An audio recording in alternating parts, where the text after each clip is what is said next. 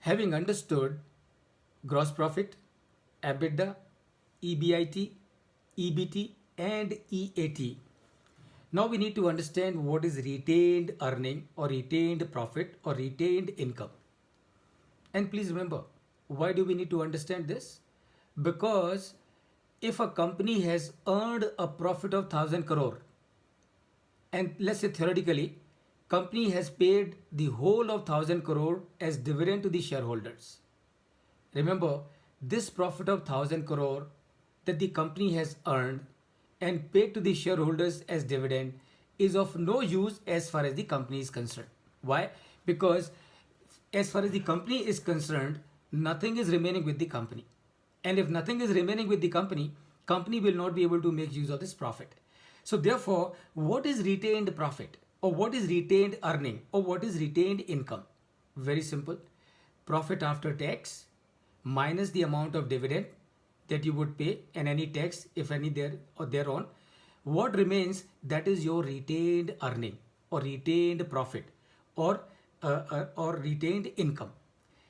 Why do you call it retained profit? Very simple. In my business, I have earned a profit of 100 crore.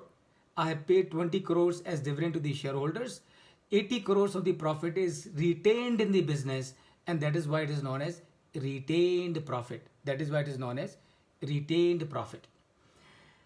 Then we need to understand what is cash accrual or internal accrual or cash profit. Please remember, as practicing professional, whether you are working or in employment, this is what your management would always ask you or seek your advice on.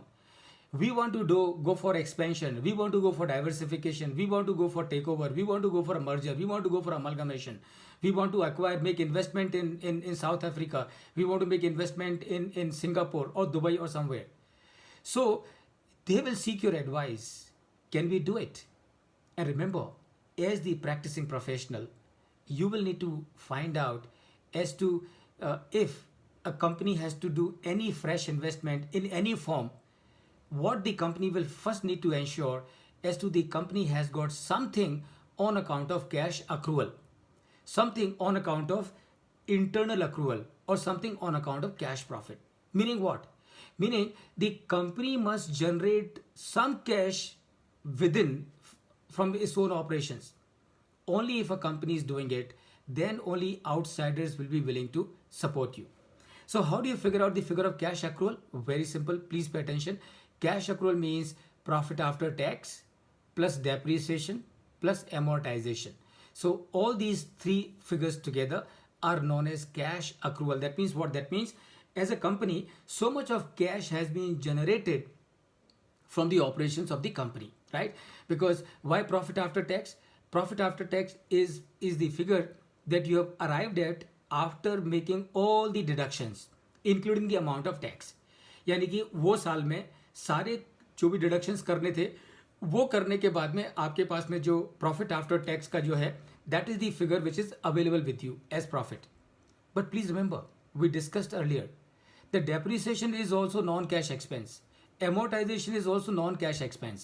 So as a business, what you have in your hand is not merely the amount of profit after tax or the earning after tax or the net profit or the EAT.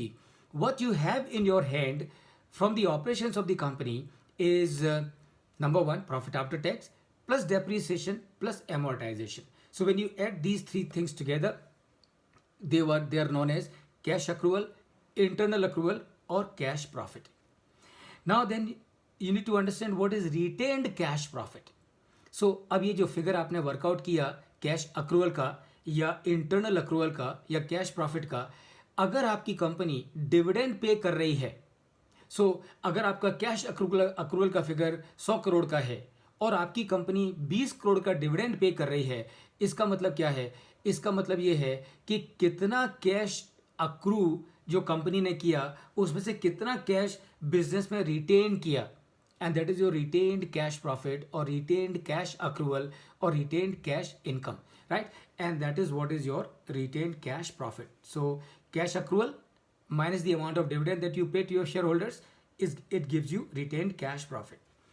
Earning per share, I'm sure all of you know it very well. Earning per share, of course, is very simple. Your net profit divided by the number of outstanding shares, that will give you cash, that will give you earning per share. How do you figure out the cash earning per share? You will figure out the figure of cash earning per share by dividing not the amount of profit after tax, but the amount of cash accrual, dividing it by the number of outstanding shares on the date of the balance sheet. That will give you your cash earning per share. So earning per share will tell you how much the profit that the company is earning on every share. Cash earning per share will tell you how much the cash company is accruing on every share that the company has. Please remember, as practicing professional, you and I have to understand all this. As practicing professional, you and I need to understand earning per share not as a number. You and I need to understand significance of earning per share. And what is significance of earning per share? Let's discuss that. But before that, let me ask you, in case if you have any question on whatever I have discussed with you so far.